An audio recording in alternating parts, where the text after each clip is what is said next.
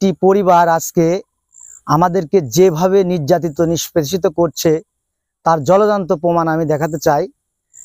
গত 2-3 দিন আগে আমাদের এই জমিটা, এই আমের বাগানটা একটা নিষেধাজ্ঞা রয়েছে, কোর্টের নিষেধাজ্ঞা রয়েছে।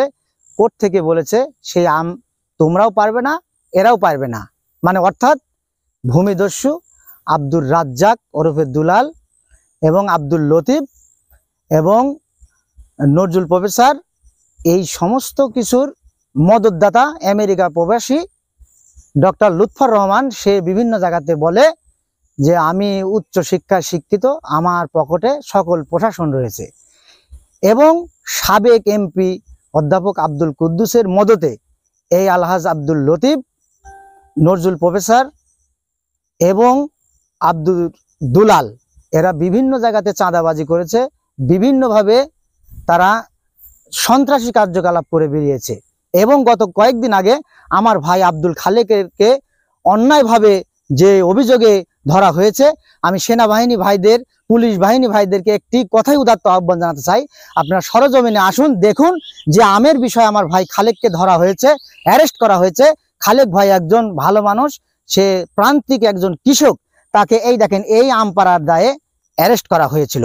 এই দেখুন আম জ্বলজ্যান্তভাবে গাছে রয়েছে। আমি ইলেকট্রনিক প্রিন্ট মিডিয়ার ভাইদের মাধ্যমে জানাতে চাই, দেখুন ভাই এই দিকে আসুন, এই দেখুন আম সুন্দরভাবে গাছে রয়েছে। কিন্তু আব্দুল খালেক ভাইকে যেভাবে অ্যারেস্ট করা হয়েছে, আমি সেনাবাহিনী একজন সুনামধন্য একজন বাহিনী, সেই বাহিনী মিথ্যা অভিযোগ, এই খালেক ভাইকে অ্যারেস্ট করা হয়েছে মিথ্যা অভিযোগে। এই দেখুন আম, এই দেখুন আরো এগিয়ে আসুন, এই দেখেন এখানে একটি পাকা আম ঝুলছে, এই আমটাও কেউ এখান থেকে নেয়নি। আমি একটি কথাই বলতে চাই যে সাংবাদিক ভাইদের মাধ্যমে, যে আমি প্রশাসনের ভাইরা আপনারা এখনো সঠিক তদন্ত করুন। আমি বিভাগীয় তদন্ত চাই ডিসি স্যারের কাছে, ইওনো স্যারের কাছে, এসপি স্যারের কাছে এবং জেলা কমান্ডিং আমাদের যে সেনাবাহিনীর অফিসার আছে তার কাছে, যে আপনারা এই আমের বাগানটি পর্যবেক্ষণ করে দেখুন যে মিথ্যা অভিযোগে আমার ভাই আব্দুল খালেককে অ্যারেস্ট করা হয়েছে, সেই আম গাছে জ্বলজ্যান্তভাবে ঝুলছে। আর এই আম বাগানে আমটা না পাড়তে দেওয়ার কারণ একটাই, এই আমের বাগানটা নিয়ে আমাদের কোর্টে চলমান বাটোয়ারা মামলা রয়েছে।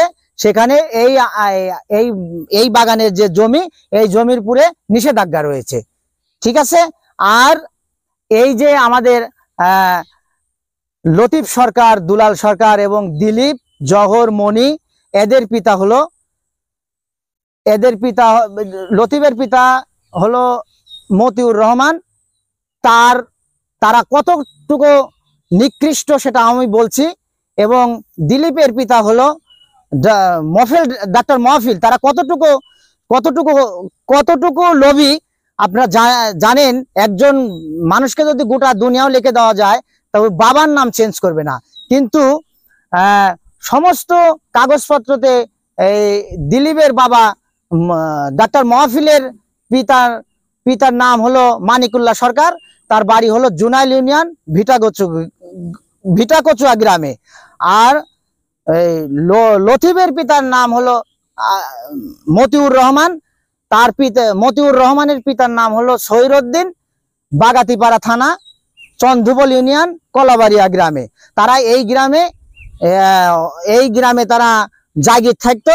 জাগির থাকি এই জাগিরদারের বাড়িতে থাকে তারা শিক্ষিত হওয়ার কারণে মূল মালিক অর্থাৎ এই যে মোহাম্মদ আলী সরকার এবং বাহারউদ্দিন সরকার, এদের জমিগুলা তাদের নামে রেকর্ড করে নিয়েছে। কিন্তু আমরা আগে জানি নাই, বুঝি নাই।